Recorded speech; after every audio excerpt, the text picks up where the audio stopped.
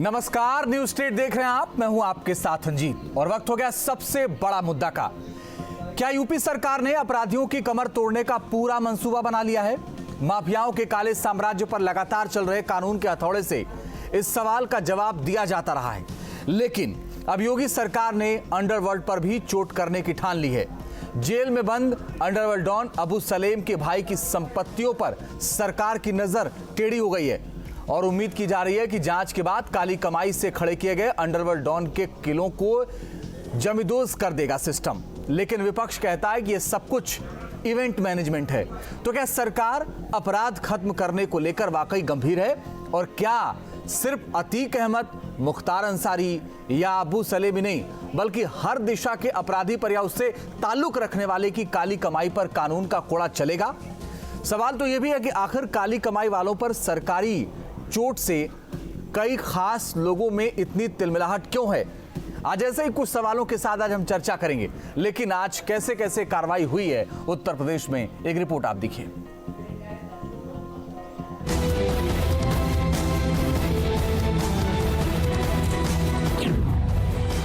UP सरकार ने अतीक अहमद और मुख्तार अंसारी जैसे बड़े माफियाओं और उनके जराइम पेशा करीबियों की काली कमाई से खड़े किए गए किलों को जमींदोज कर दिया। ये सिलसिला फिलहाल जारी है, लेकिन अब योगी सरकार ने जेल में बंद अंडरवर्ल्ड डॉन अबू सलेम के यूपी में मौजूद अवैध साम्राज्य को जमींदोज करने की ठान ली है। अबू सलेम की संपत्ति की जानकारी जुटाने के लिए लखनऊ के पुलिस कमिश्नर ने आदेश दे दिए हैं। अबू सलेम को आर्थिक चोट पहुंचाने के लिए सरकार एक्शन की तैयारी में है। अबू सलेम के भाई और करीबियों पर सरकार ने शिकंजा कसना शुरू कर दिया है। दुर्दांत अपराधी अबू सलेम ने जिस प्रकार से अपराध जगत के माध्यम से अपार संपदा एकत्र कर रखी है, अबू सलेम के भाई और उसके रिश्तेदारों की संपत्तियों का भी पता करके उत्तर प्रदेश की सरकार उनको जब्त करने और उसको गिराने का काम करने जा रही है।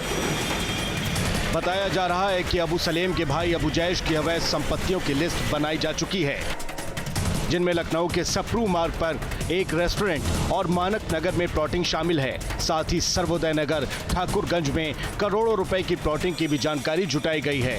जाहिर है कि यूपी के माफियाओं के बाद अब डॉन के करीबियों पर भी कानून का कोड़ा चलने वाला है।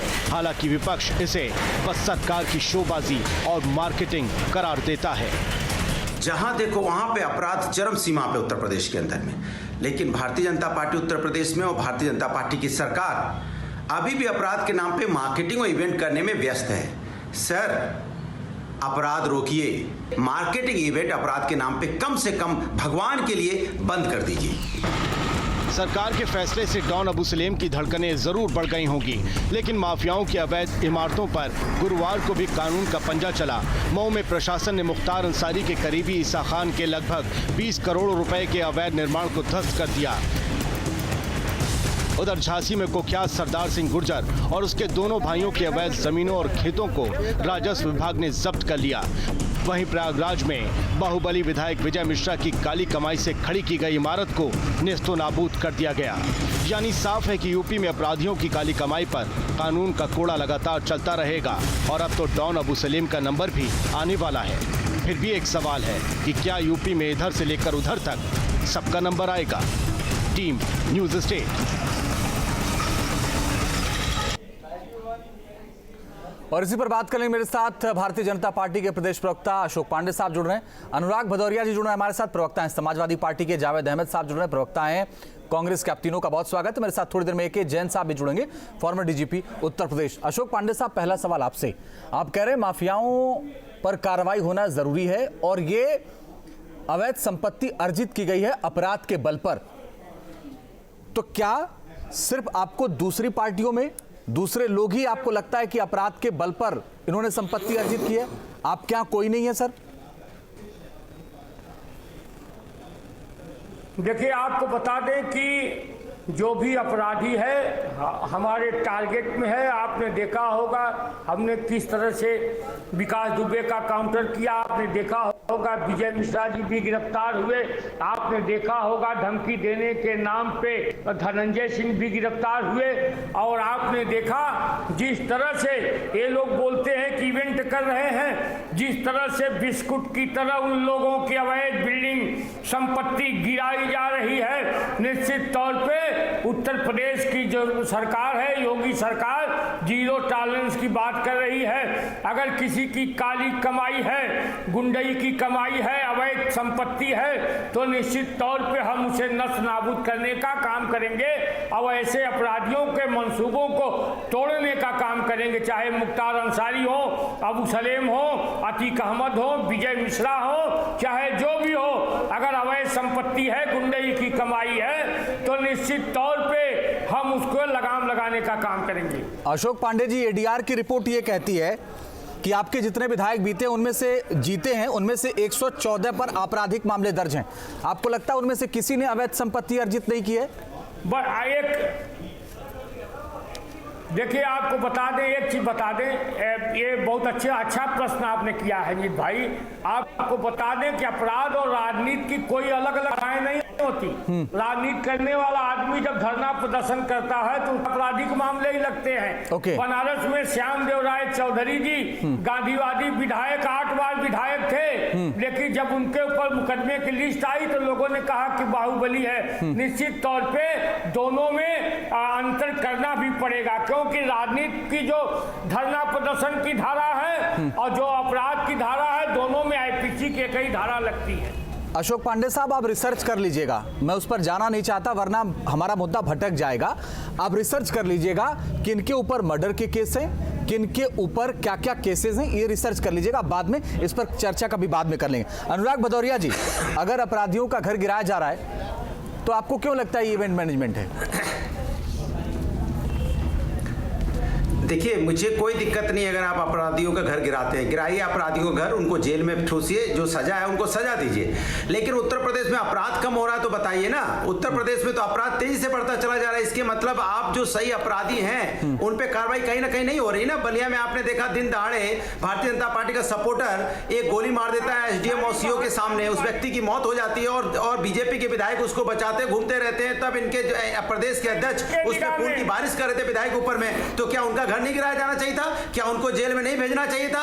इनके 114 विधायक जो आप कह रहे थे संगीन मुकदमे में, संगीन मुकदमा मतलब आप समझते हैं, संगीन मुकदमे में, तो क्या उनकी गाड़ी नहीं पलटनी चाहिए? क्या उनके ऊपर कार्रवाई नहीं होनी चाहिए? भारतीय जनता पार्टी एक्चुअल अपराध नहीं रोकना चाहती है। अपराध रोकना चाहती तो जरूर हाथरस के मामले में इंटरफेयर करती, वहां मुख्यमंत्री जी जाते। अपराध रोकना चाहती तो बाराबंकी भी मुख्यमंत्री जाते। अपराध रोकना चाहती तो आप हापुड़ भी जाते, 6 साल बच्चे के साथ अन्याय हुआ। आप अपराध रोकना चाहते जौनपुर आजमगढ़ भी जाते, आप कौशाम्बी भी जाते, आप भदोही भी जाते, आप अयोध्या में जहां पवित्र नगरी वहां बच्ची के साथ अन्याय हुआ। आप सिर्फ यहाँ पे एक माहौल बनाना चाहते हो। इलेक्शन का वक्त आ गया, अब माहौल बनाने की बात कर रहे हो। अरे आपको अगर अपराध रोकना है तो अपराधियों पे कार्रवाई कीजिए जो अपराध कर रहे हैं लगातार। उनको तो आप बचाते घूमते रहते हैं, जैसे हमने बलिया की आपको घटना सुनाई। और आप ये सब मार्केटिंग करके हमने इसका घर गिराया, उसकी दीवार गिराई। अरे भैया, जो गिराना गिराओ, जो करना करो, लेकिन महिलाओं पे अत्याचार तो रोको। यहाँ पे अपराध बढ़ रहा है उत्तर प्रदेश के अंदर, वो तो रोको। आपके जैसे 114 विधायक हैं आपके बैठे हुए जिनमें संगीन आपराधिक मुकदमे हैं, उनको भी तो रोको ना। उनके भी तो घर मकान गिराइए। इसके मतलब आप अपराध नहीं रोकना चाहते हो। अनुराग जी, रोकने के लिए तो अनुराग जी, इसमें से 14 समाजवादी पार्टी के भी हैं। जी जी, 14 समाजवादी पार्टी के भी हैं इसमें से जिनके ऊपर आपराधिक मामले हैं। मैं कह रहा हूं, मेरी बात आप नहीं, मेरी बात सुन लीजिए। लेकिन आपराधिक मामले जो भारतीय जनता पार्टी को तो 137 ऐसे आप देखोगे तो वहां तो यहाँ के जो उप मुख्यमंत्री उनके ऊपर भी है। और ये कह रहे थे अभी मुख्यमंत्री पे किस पे नहीं है, उसको अपने आपराधिक मुकदमे वापस करने की अपने खुद ही वापस किए जा रहे हैं। सोचो आप, ये भारतीय जनता पार्टी की सरकार है और अपराध मुक्त करने की बात करती है। भैया पहले अपना तो अपराध मुक्त का, हाँ बिल्कुल सही करिए। ये उत्तर प्रदेश में अपराध। और अनुराग भदौरिया, एक आंकड़ा और दर्शकों के सामने रख दूं, एक आंकड़ा दर्शकों के सामने अनुराग भदौरिया जो और रख दूं, फिर आपके सवाल पर, आपने जो सवाल उठाया उस पर अशोक पांडे जी का रिएक्शन भी लूंगा। एक आंकड़ा और रख दूं कि इस बार 147 से कुल विधानसभा में, और 2012 में 189 विधायक क्रिमिनल बैकग्राउंड के थे। अशोक पांडे साहब, अनुराग भदौरिया कह रहे हैं आप घर गिरा के क्या करेंगे जब अपराधी नहीं रोक पाएंगे? बोलिए। देखिए, सबसे बड़ी बात है कि अनुराग भाई को तो ये लोग महान गांधीवादी विचारक नजर आते हैं। विकास दुबे का काउंटर होता है तो परशुराम की मूर्ति लगाने लगे। मैं कह रहा हूं विकास दुबे को अरे भैया, विकास दुबे को तो आप ही बचाते घूम रहे थे, आपके नेता बचाते घूम रहे थे, आपके विधायक बचाते घूम रहे थे। आपने उसको पाल के बड़ा किया। आपके दो विधायक का नाम ले रहा था कि उन्होंने मेरी मदद की थी, और आप भूल गए क्या? उत्तर प्रदेश के अंदर में भारतीय जनता पार्टी के ना जाने कितने कन्नौज का सांसद, उसके ऊपर आपने कार्रवाई की, जिसने एक दलित अधिकारी उसके घर में घुस के पीटा था, आपने उस पर कार्रवाई की नहीं की? आपका जिला पंचायत सदस्य जो बनारस में सरेआम गुंडागर्दी कर रहा था, पुलिस को पीट रहा था, क्या आपने कार्रवाई की नहीं की? सहारनपुर में आपका विधायक, आपका सांसद वहां पे एसएसपी के घर में घुस के वहां पे कैसे उन्होंने बदतमीजी की थी, याद होगा आपको? क्या आपने कार्रवाई की नहीं की? आपने कार्रवाई, आपने सरेआम आपके बलिया के अंदर में आपका कार्यकर्ता, आपका सपोर्टर गोली से उड़ा देता है, क्या आपने कार्रवाई की नहीं की? आपका विधायक बचाते घूम रहा था, क्या विधायक पे कार्रवाई हुई नहीं हुई? उल्टे में आपने विधायक ऊपर में फूल की बारिश कर रहे थे आपके भारतीय जनता पार्टी के प्रदेश अध्यक्ष। ये आपकी नीति है। माने आप अपराधियों को संरक्षण दे रहे हैं और पुलिस का इनकाउंटर अपराधी कर रहे हैं, पुलिस का इनकाउंटर कर रहे हैं, और आप कमाल की बात है, आप अपराधियों को रोक नहीं पा रहे हैं। ये उत्तर प्रदेश में आपने बना रखा है। उत्तर प्रदेश के अंदर में जब तक आप कानून का राज नहीं लाएंगे, जब तक आप यहाँ पे अपराध को खत्म नहीं करेंगे, आप अपराधी नहीं खत्म करना चाहते, आप माहौल बनाना चाहते हो, अपराध खत्म करना चाहते हो। अपराध क्यों हो रहा है? क्यों लगातार अपराध हो रहा है? क्यों अपराध बढ़ रहा है लगातार? अगर अपराधी आपने खत्म ही कर दिए तो फिर उत्तर प्रदेश अपराध में नंबर 1 क्यों होता चला जाए? महिलाओं के अपराध में उत्तर प्रदेश नंबर 1 हो गया, और आप कह रहे हो अपराधी खत्म कर दिए। आज घर से निकलना मुश्किल हो गया, महिलाएं घर से निकल नहीं सकती है, बच्चियां घर से निकल नहीं सकती है, क्योंकि महिलाओं के अत्याचार में उत्तर प्रदेश नंबर 1 है देश में। इससे ज्यादा शर्म की बात कोई हो सकती है? और आप यहाँ माहौल बनाने में लगे हैं। उधर योगी जी कहते हैं नहीं अपराधी उत्तर प्रदेश छोड़ के चले जाए, वरना कहां चले जाएंगे? अपराधी तो बलिया में है, गोरखपुर में है, दनादन गोली चला रहे हैं, कहां चले गए अपराधी? बताओ ना, अपराधी कहां रोक पा रहे हो आप? रोमियो स्कर्ट आपका कहां चला गया? आपने रोमियो स्कर्ट बनाया था महिला सुरक्षा के लिए, पाताल लोक में है, चांद पे कहां है? बताइए आप सिर्फ बताते हो, लेकिन आप कार्रवाई बताइए, आप एक आध कार्रवाई दिखाइए, एक आध कार्रवाई दिखाइए ना। बच्चियों के साथ 6-6 साल की बच्चियों के साथ अन्याय हो रहा है, और आपके नेता वहां जाते तक नहीं है, ट्वीट तक नहीं करते, उनके बारे में बोलने में से बचते हो क्या आप? अच्छे बताइए, आप हापुड़ गए थे क्या पांडे जी? 6 साल की बच्ची के साथ अन्याय हुआ था, हापुड़ गए आप? नहीं गए ना? आपका कोई मंत्री गया नहीं गया ना? आपका कोई मंत्री गया नहीं गया ना? नहीं गया ना मंत्री कोई? हापुड़ 6 साल की बच्ची के साथ अन्याय हुआ नहीं गया ना? लखीमपुर कोई मंत्री गया नहीं गया ना? आप गए पांडे जी नहीं गए ना? आपके सीएम गए नहीं गए ना? जौनपुर आपके मंत्री गए नहीं गए ना? आजमगढ़ में बच्ची के साथ अन्याय हुआ, आपके मंत्री गए कोई नहीं गए ना? कौशाम्बी में बच्ची के साथ अन्याय हुआ, कोई मंत्री आपका गया? कोई महिला मंत्री गई? चलिए आप दोनों के पास आता हूं, आप दोनों के पास आता हूं। अनुराग भदौरिया और अशोक पांडे साहब, दोबारा आऊंगा आपके पास। जावेद साहब, मुझे एक बात बताइए, क्या आपको भी लग रहा है कि सिलेक्टिव कार्रवाई हो रही है? और अगर लग रहा है तो कैसे लग रहा है? देखिए, निश्चित रूप से भारतीय जनता पार्टी अपने चश्मे से देखना चाहती, किस तरीके की राजनीति करना चाहती। अपराध की तो उत्तर प्रदेश में बयार बह रही है। आज भी उत्तर प्रदेश के तमाम जनपदों में कितनी घटनाएं हत्या की हुई है, बलात्कार की हुई है। एक दलित बेटी के साथ आज भी बलात्कार हुआ, हमीरपुर में आज भी हत्याएं हुई, प्रतापगढ़ में भी हत्याएं हुई। लेकिन सरकार आत्ममुग्धता का शिकार है। हम अपने विपक्ष के चश्मे से मत देखिए। पंडित देवमणि द्विवेदी भारतीय जनता पार्टी के विधायक हैं। उन्होंने पिछले सदन में एक सूची दी थी, प्रश्न किया था सरकार से कि इन माफियाओं के खिलाफ क्या कार्रवाई होगी। आपको बता दें, भाजपा के एक बड़े नेता जो सांसद थे, दाऊद के गुर्गों को वो अपने नाम से डाक बंगले, गेस्ट हाउस आरक्षित कराकर उसमें टिकाने का काम करते थे। उनके विरुद्ध भारतीय जनता पार्टी ने क्या कार्रवाई की? ये 114 जिनको अशोक पांडे जी श्यामदेव राय चौधरी से तुलना कर रहे हैं, बलात्कार का आरोपी, डकैती का आरोपी, हत्या का आरोपी, ये राजनीतिक मुकदमे हैं। शर्म आनी चाहिए भारतीय जनता पार्टी को कि किस तरीके से बलात्कार के आरोपी भारतीय जनता पार्टी में हैं। पूरी तरीके से कदाचार, दुराचार, बलात्कार और भ्रष्टाचार में लिप्त नेताओं को बड़े स्तर पर अगर संरक्षण कहीं मिलता है तो वो भारतीय जनता पार्टी में मिलता है। क्यों? आप अपराधी के खिलाफ कार्रवाई करिए, कांग्रेस को कोई आपत्ति नहीं है। आप माफिया के खिलाफ कार्रवाई करिए, कोई आपत्ति नहीं है। आप डॉन के खिलाफ, कौन डॉन के गुर्गों को अपने नाम से डाक बंगले बुक कराकर कौन टिकाने का काम करता था, कौन संरक्षण देने का काम करता था? पांडे जी याद कर लीजिए। इतनी आत्ममुग्धता के शिकार मत होइए कि आम जनता की या लोगों की याददाश्त कमजोर होती है। कमजोर नहीं होती है, याददाश्त बहुत मजबूत है। समय आ गया है, आपको लगातार चुनौतियां हैं आपके सामने। आप एक भी चुनौती का सामना करने की स्थिति में नहीं है। आपकी इच्छा शक्ति नहीं है। आप उतनी इच्छा शक्ति है कि आप ध्रुवीकरण के लिए पूरी राजनीति करते हैं, नफरत एजेंडे में है। चलिए आप किसान पर लाठी चलाओ, नौजवान पे लाठी चलाओ, महिलाओं पे लाठी चलाओ।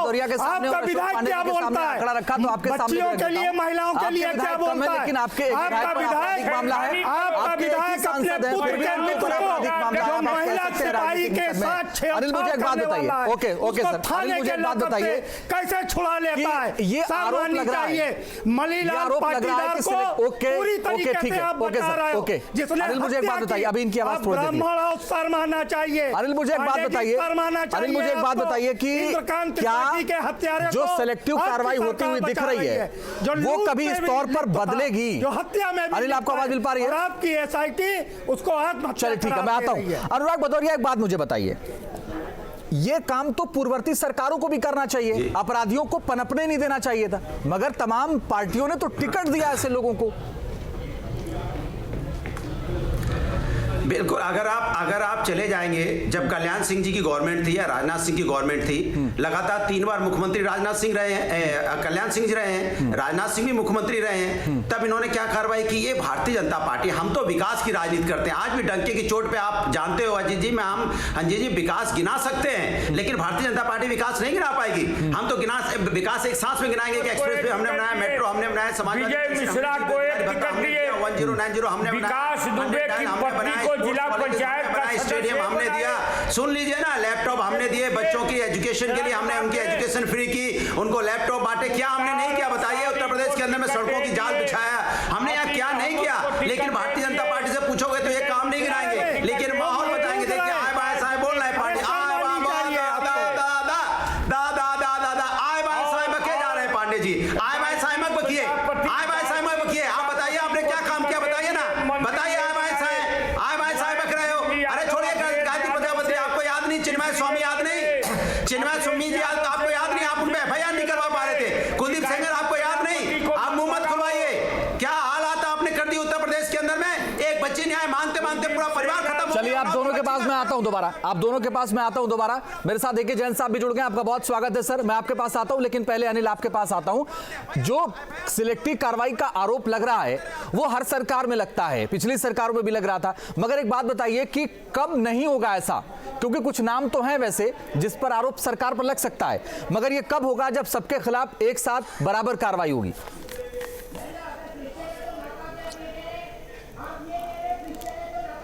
जी कभी नहीं होगा। देखिए सरकारें अपने हिसाब से काम करती हैं, हालांकि निश्चित ही सरकार में अपराधियों के खिलाफ शिकंजा कसा है, लेकिन अगर आप गिनने बैठेंगे तो सिलेक्टिव कार्रवाई आपको दिखाई भी देगी। अंबेडकर नगर में 2 माफिया डॉन हैं, एक खान मुबारक है, दूसरा अजय सिंह सिपाही है।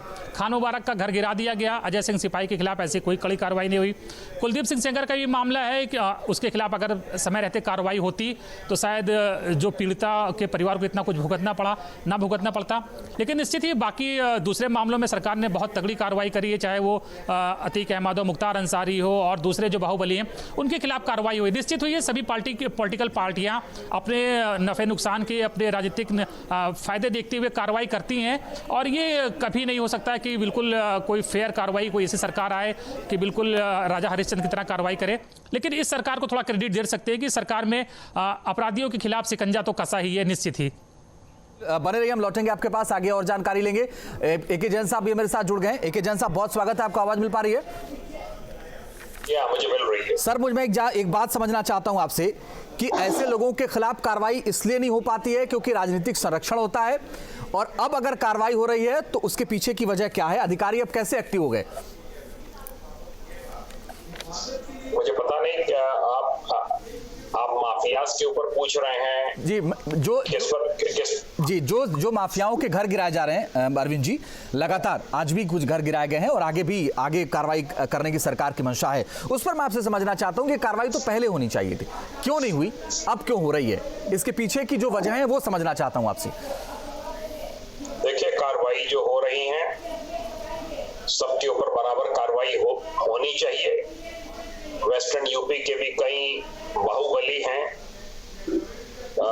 जिसमें अलग अलग नाम है। सुनील राठी हैं, ग्रेटर नोएडा के हैं, तो सबके खिलाफ कार्रवाई मेरे हिसाब से हो रही है जी। ये तो किसी ना किसी को कोई ना कोई कहने का मौका रहेगा ही कि इसके खिलाफ क्यों नहीं हुई, उसके खिलाफ क्यों हो रही है। मैं समझता हूं सरकार जो माफियाओं के खिलाफ कार्रवाई कर रही है ये बहुत ही आवश्यक था।